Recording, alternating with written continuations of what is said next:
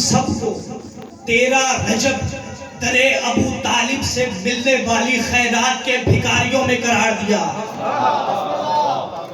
حمد ہے اس اللہ کی کہ جس نے ہمیں 13 رجب در ابو طالب سے ملنے والی خیرات کے سائنوں میں قرار دیا۔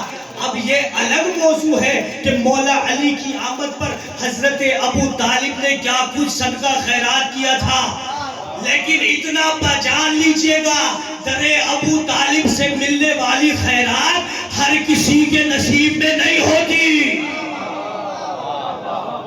تاریخ اسلام میں 2 ہی مشہور خیرات ہیں، لیکن آپ مجھ سے بہتر جانتے ہیں تاریخ اسلام میں 2 ہی مشہور خیرات ہیں۔ ایک خیرات جناب ام المومنین خدیجہ سلام اللہ علیہا، ایک خیرات جناب ابو طالب علیہ السلام۔ وہاں بھی خیرات چلتی تھی، یہاں بھی خیرات چلتی تھی، لیکن فرق سنیے گا، جناب خدیجہ کی خیرات پانے والے اسلام لے آئے، جناب ابو طالب کی خیرات پانے والے ایمان لے آئے۔ ارے جس کے در پر ملنے والے صدقے کے ٹکڑے بندے میں ایمان لے آتے ہیں، وہ خود کافر کیسے؟ جس ابو طالب کے در سے ملنے والے ٹکڑے، بھائی دوسرا فرق سنیے گا، جو حضرت خدیجہ سلام اللہ علیہا کے در پر ملنے والی خیرات تھی، جن لوگوں نے وہ خیرات پائی وہ لا الہ الا اللہ محمد الرسول اللہ پڑھ کر رک گئے۔ جب یہاں رکے تو جب روز محشر ہوگا انہیں وہاں بھی روکا جائے گا، انہیں روکو، ان سے کچھ پوچھنا ہے۔ جب یہاں محمد الرسول اللہ پر رکے تو انہیں وہاں بھی روکا جائے گا، وَقِفُوهُمْ إِنَّهُمْ مَسْئُولُونَ، انہیں روکا جائے، ان سے ابھی کچھ پوچھنا ہے۔ لیکن جو در ابو طالب سے خیرات پانے والے تھے وہ محمد الرسول اللہ پہ یہاں نہ رکے، انہوں نے علی ولی اللہ پڑھا۔ جب یہاں علی ولی اللہ پڑھا تو صراط پر ایسے ثابت قدم رہے کہ علی ولی اللہ پڑھتے بیڑا پار ہو۔ بھائی آپ کے کیا کہنے، قابل حمد و ستائش وہ ذات کہ جس نے خود علی ہو کر اپنے گھر میں اپنا علی بندہ بھیجا، خود علی ہو کر اپنے ہی گھر میں اپنا علی بندہ بھیجا، اور اس علی بندے نے گھر میں آ کر سجدہ کر کے بتا دیا دنیا والوں، ساجد علی اور ہے، مسجود علی اور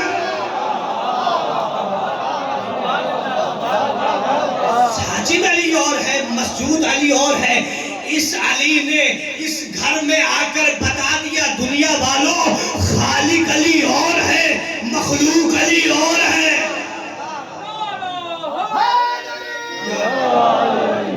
سمجھے ہیں نا میرے ساتھ؟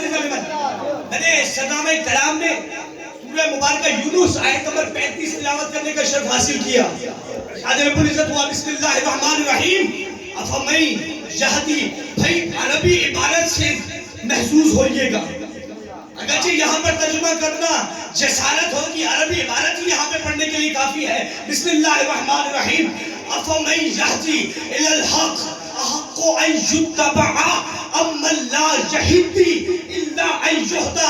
بھائی عربی عبارت میں نے پڑھ دی، اب مفہوم سنیے گا۔ اللہ کہہ رہا ہے کیا وہ شخص کے جو ہدایت کی طرف بلاتا ہے اس بات کا زیادہ حقدار ہے کہ اس کی اتباع کی جائے، یا وہ کہ جو خود ہدایت یافتہ نہیں ہے؟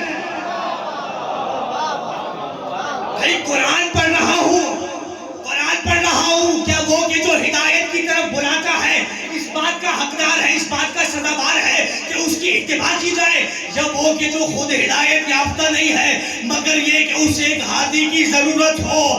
بھائی قرآن نے بتا دیا کہ ہادی کون ہوتا ہے اور گمراہ کون ہوتا ہے۔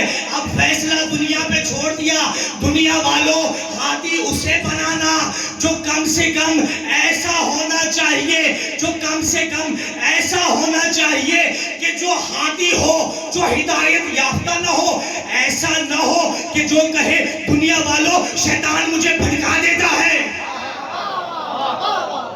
دنیا والوں شیطان، بھائی قرآن نے کہا کہ دنیا والوں اپنا جو ہادی بنانا اس کو کم سے کم اپنے پیمائش میں اپنے پیمانے میں یہ جانچ لینا کہ وہ ہادی کیسا ہونا چاہیے. وہ ہادی ایسا ہونا چاہیے کہ جو قرآن مجید پر اس قدر دسترس رکھتا ہو. اگر وہ اپنے رہبار کی ایک رکعت میں پاؤں رکھے, دوسری رکعت پر پاؤں پہنچنے سے پہلے الحمد سے والناس تک قرآن ختم کر لے. دنیا والوں, ہادی ایسا بنانا, اس کو ہادی نہ بنانا جو پوری عمر سورہ بقرہ نہ یاد کر سکے.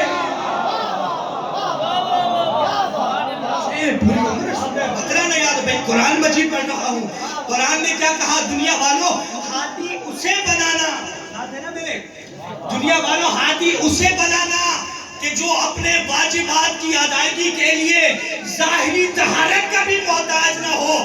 اسے ہادی نہ بنانا جسے پوری عمر تیمم کا ہی نہ پتا ہو.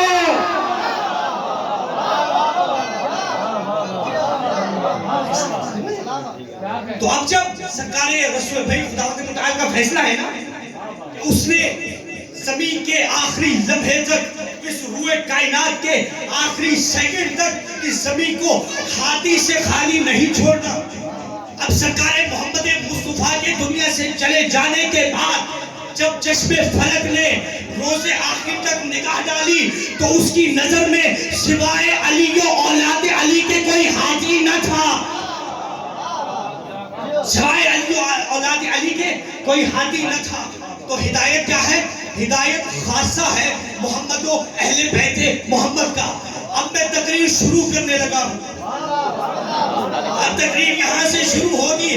ہدایت خاصہ ہے محمد و اہل بیت محمد کا. ارے وہ اہل بیت محمد ہے کون؟ اب روایت سنیے گا. عن جابر بن عبداللہ الانصاری قال رسول اللہ صلی اللہ علیہ وآلہ وسلم ان اللہ, ساتھ ہے نا, ان اللہ جعل ذریت کل نبی فی صلبہ وجعل ذریتی فی صلب علی.